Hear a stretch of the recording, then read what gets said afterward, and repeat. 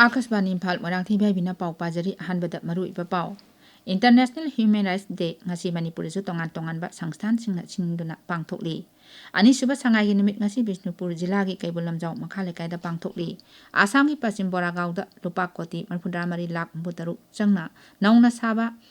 Swahid Smarak Khetra Mukhyamantri Himanta Biswa Sarmana ngasi miyamda khusinakre amasung lebak asida Special Intensive Revision SIR amasung tongan ba Electoral Reforms ki matangda Lok Sabha da khanaragani.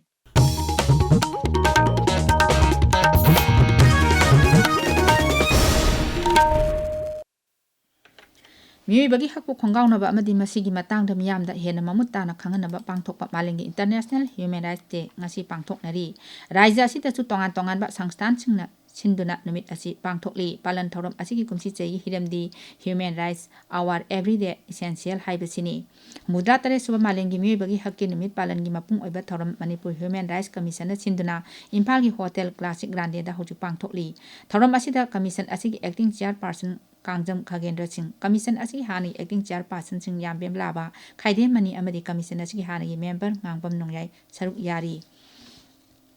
Manipur University Center for Human Rights and Duties Education amasung Department of Law na sunumit asi palan tawri Manipur University gi CHRDE gi seminar hall da pangthokpa thoram aduda Manipur University gi Vice Chancellor Professor N Lokendra Singh School of Social Science ki Dean Professor Memcha Leitungbam Registrar Professor M Premjit Singh amadi tongan ba department gi head Singh saruk yaki US ki Colorado da register tawba World Human Rights Protection Organization amasung Golden Dragon Ibudo Pakangba International University nasu numit asi palan tawri Imphal gi Major Khulda leba Manipur Press Club da pangthokpa palan thoram asida sahi asigi International Peace Award su khusinagani thoram asida Khongnang Thaba University gi Vice Chancellor Professor N Joy Kumar amasung World Human Rights Protection Organization gi Manipur State President amadi Universal Mothers Organization gi President Moirangthem Sorojini Leima saruk yari Maitai Sengak Maitai Bakna su malingi Human Rights Numit Palan Thoram Imphal gi Major Khulda leba Manipur Press Club da pangthokli Sangai First Foundation Manipur na sinduna ani suba sangai gi numit ngasi Bishnupur jila gi Kaibul Lamjau makha lekai Phawaibi Community Hall da pangthokli thoram asida Manipur Sarkar gi Chief Conservator of Forest Wildlife Director of Environment and Climate Change ki Director Dr. Taurang Brajakumar Loktak Development Authority ki Project Director Ngangom Sanajabu Mitei Sangai First Foundation ki President Dr. Khangem Samungau amasung Deputy Conservator of Forest Park and Sanctuary Amit Kalir Saruk Yari thoram asida Yaro Sangai Manalising ani kunga amasung certificate sing yanthokani Raja ki Director of Environment and Climate Change na ukul jila gi humi amasung nongar khulsingda miyamda ningthina ising phanganabagi pandamda spring set sangkotpagi thabak paikatli thorang asi climate change gi chaitheng amadin thamtha sanglakpaga loinana miyamna thaknaba ising marang kaina phanglaktabagi phibam asi ko anaba paikatpani hiram asigi matangda koigi ukul paumi gi paudam ama Humi village ki maru oipa iput ahum Repi Sherum amasung Leivat asi khun ki maru oipa water source khak natana Thobar Turan ki harakpam oi population hankhatpa Lampian Nankaipa maru oina National Highway 102A expansion loinana global warming sin maru oituna yiput sing siki water volume hanthapa thangna baki Humi village authority na yiput ahum siki area ta leipa umang sing reserve forest haina thamki indigenous approach to the khutchamna tuna Directorate of Environment and Climate Change na shu scientific approach loinana nature based solution approach chinduna 2024 taki yiput sing sik kannaba ningthina thabak pakhat bahauri Lunghar tati Directorate of Environment and Climate Change ki intervention sina yiput kaya kan bangam ki Akashvani Imphal ki baukitamak okhruta ki soting shimri Mamang thagi tagi thas ki tarataruk phawba chathagadaba water set mahotsav ki saruk amoina ngasi ayuk Imphal East jila gi Paurabida Prabhat Ferry ama chatkre akoiba paturel amasung pukri gi ising lu nana karamna thangani amadi thaknabi ising karamna yoksingadagi haibagi matangda miyamda khanganabagi pandamda thoram asi pangthokpani ngasi khongchat aduda Imphal East jila gi PMK SY2 2.0 Watershed Management Committee na sinbani khongchat aduda committee asigi project officer RK Roman technical expert Sunil Khan district administration gi staff sing school gi mahiroi sing amadi khunja sing saruk yaki khongchat loidaba matung water set management ka mari lenaba infrastructure sing sangaba kharagina urep yung tambagi thoram sing paurabi uyal mapal nongada amasung nungoida pangthokhi India Meteorological Department hairi lakliba numit kharani asida Manipur yauna Bharati Himachal Pradesh, Odisha, Uttar Pradesh amasung Assam mapam ayamad ayuk ki matamda lechil kongna thagani Meghalaya, Nagaland, Mizoram amasung Tripura dasu lechil thagani hairi Amarom da Bharat ki awang thangba sarukta leiba raja sing Punjab, Haryana, Chandigarh amasung Delhi da ka hen ingbagi phibam mayok nagani Madhya Pradesh, Chhattisgarh, Odisha, Maharashtra, Karnataka ki manung hunjinba saruk khara Telangana da lakadaru numinini asida ingbagi chang hengatlabi yai haina Met Department na makha tari tabiriba pawasi Akashbani Imphal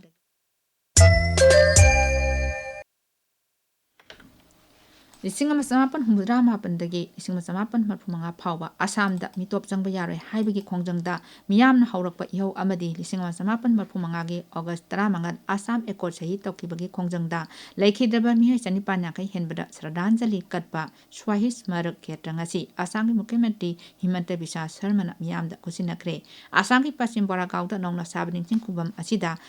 ngasi Mukhyamantri Himanta Biswa Sharmana anganba matamdagi merakatuna Asom Andalonda laikhidaba mahiroi amadi michamsing adugi mafamda ikai kumnaba utki Swahis Smarak Khetra asiki mapung oiba saktamdi mita yankai manga wangba tower amasung leinungda siamba laikhidaba miyosing adugi maming amasung mitam yawba Roll of Honor Gallery yauri ningsing khubam asi lupa koti marfudra mari lakh 36 changna sabani Pradhan Mantri Narendra Modi nasu Assam movement da saruk yakhibi miyosing adugi mafamda ikai khumnaba utli social media da thagatpa mahaki warol da Pradhan Mantri hai Assam movement asi Bharat ki itihas da achawa phida amakali Kendra Sarkar na Assam gi nat amasung chatnabi sing ngak senba madi sakhot thorang sing da pangba yaba mateng pangani Nagaland da numit 10 na chatharakpa 23 suba Hornbill Festival ngasi raija du da khundariba tongan ba phurup singa nat ki oiba jagoi isai ga loinana loisilagani Kumai singi kumai haina mingthonba festival asigi loisinbagi thauramda Kisama da leiba Naga Heritage Village gi Unity Plaza da pangthokani numidang wairam pung 5 tabada pangthokadaba loisinbagi thauramda Republic of Malta gi High Commissioner Reuben Gochi amasung Ireland gi Deputy Ambassador oina Puriba Raymond Mullen saruk yagani Hornbill Festival asi tha asigi amada Nagaland gi Mukhyamantri Nephew Rio amasung Manipur amadi Nagaland gi Rajyapal Ajay Kumar Balana haudokhibani Laibak asida Special Intensive Revision SIR amasung tongan ba Electoral Reform singi matangda Lok Sabha da khanaragani Kendra gi Griha Mantri Amit Shah na haukiba numit khadani asida Lok Sabha da pukhatkibagi wafam singi matangda pakum pigani Lok Sabha da ngarang Kendra gi Law and Justice Mantri Arjun Ram Meghawal na hai Congress Sarkar gi matamda Electoral Roll gi Special Intensive Revision gi thabak asi kyarak pangthokre adubo haujik birodina thabak asi paikalakpada wahang kya hanglakri Bharat na ningkha hek tamlakpadagi lebak asig mipum khudingmak manaba vote thadabagi adhikar phangle haidaduna mahakna haujik leiriba Bharat ki voting structure asi thagatpa phongdokhi mahakna hai Pradhan Mantri Narendra Modi na luchingba sarkar na Nari Shakti Bandhan adhiniyam pass tawduna Lok Sabha Rajya Vidhan Sabha sing amasung Delhi Vidhan Sabha da nupi singi sit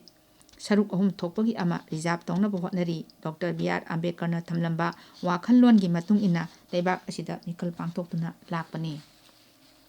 Khanabadu da saruk yakhiba Birodi Lusingba Rahul Gandhi na Electoral Roll singda sasinaba voter sing hapsinbagi wapam puthoraki Bihar de SIR pangthokpa matamda voter list da sasinaba voter lakh kun longi yaurambagi wapam phongdokladuna mahana election commission da wahang kya hangki aroibada maruiba pau amo International Human Rights Day ngasi Manipur da su tongan ba sangstan singna sinduna pangthokli ani suba sangai gi numit ngasi Bishnupur jila gi Kaibul Lamjau makha lekai da pangthokli Assam gi Paschim Boragaon da lupa koti marpudramari lakh putar changna naungna saba Swahis Smarak Khetra Mukhyamantri Himanta Biswa Sharmana ngasi miyamda kusinagre amasung leibak asida Special Intensive Revision SIR amasung tongan ba Electoral Reform singi matangda Lok Sabha da khanaragani pauloijare